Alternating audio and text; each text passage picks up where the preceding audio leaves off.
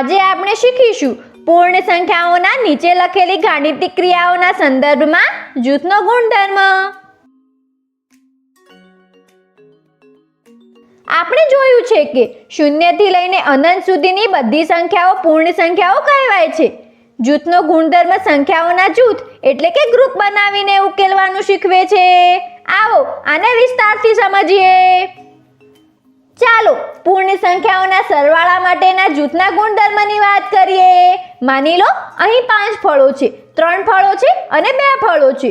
જો આપણે કુલ ફળો કેટલા છે એ જાણવું છે તો આપણે કઈ પ્રક્રિયા કરીશું? આપણે તેનો સરવાળો મેળવીશું એટલે કે આને ભેગા કરીશું। તેને ભેગા કરવાની એક રીત છે। પહેલા આપણે 5 અને 3 નું જૂથ બનાવીને આના સરવાળા સાથે 2 ઉમેરીશું અથવા તો પહેલા 3 અને 2 ના જૂથ બનાવીને મળવાવાળા સરવાળામાં 5 ઉમેરીશું। સંખ્યાઓના આપણે કોઈ પણ રીતે જૂથ બનાવીએ પરિણામ એટલે કે રિઝલ્ટ સરખું જ મળશે। આવી રીતે કોઈ પણ 3 પૂર્ણ સંખ્યાઓ a, b અને c ને કોઈ પણ રીતે જૂથ બનાવીને સરવાળો કરી શકાય છે। a + b + c બરાબર a + b + c નું પરિણામ દરેક વખતે સરખું જ મળશે।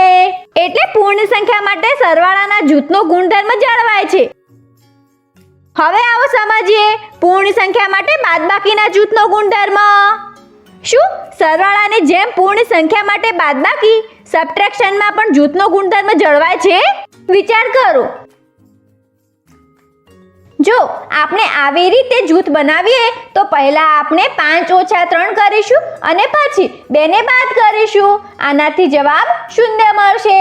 પણ આપણે આવી રીતે જૂથ બનાવીએ તો આપણને જવાબ 4 મળશે। બંને પરિણામ સરખા નથી। આ નહીં પરંતુ કોઈ પણ 3 પૂર્ણ સંખ્યાઓ a, b અને c નો કોઈ પણ પ્રકારે જૂથ બનાવીને બાદબાકી કરી નથી શકાતી।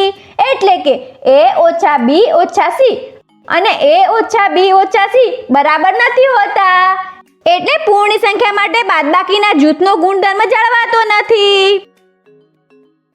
આવો હવે વાત કરીએ ગુણાકારની। આ ચિત્રને જુઓ। શું તમે ફક્ત ગુણાકારની પ્રક્રિયાથી કેટલી ગોળીઓ છે તે જાણી શકો છો? એક હરોળમાં 2 ગોળીઓ। એવી રીતે 3 હરોળમાં ગોળીઓ 2 × 3 થશે અને અહીં 4 પેકેટ છે એટલા માટે ગોળીઓની કુલ સંખ્યા 2 × 3 × 4 છે। આનો જવાબ મેળવવા માટે 2 અને 3 નું જૂથ બનાવી શકાય છે અથવા 3 અને 4 નું જૂથ બનાવી શકાય છે। બંને રીતે ગોળીઓ 24 જ મળશે। આવી રીતે કોઈ પણ 3 પૂર્ણ સંખ્યાઓ a, b અને c ના કોઈ પણ રીતે જૂથ બનાવીને ગુણાકાર કરી શકાય છે। a × b × c બરાબર a × b × c નું પરિણામ દરેક વખતે સરખું જ મળશે। એટલે પૂર્ણ સંખ્યા માટે ગુણાકારના જૂથનો ગુણધર્મ જળવાય છે। ભાગાકારની વાત કરીએ તો કોઈ પણ 3 પૂર્ણ સંખ્યાઓનો ભાગાકાર ક્રમ બદલીને નથી કરી શકાતો। એટલે કે પૂર્ણ સંખ્યાઓ a, b અને c માટે a / b / c A a / b / c ના બરાબર નથી। આવી રીતે પૂર્ણ સંખ્યા માટે ભાગાકારના જૂથનો ગુણધર્મ જળવાતો નથી।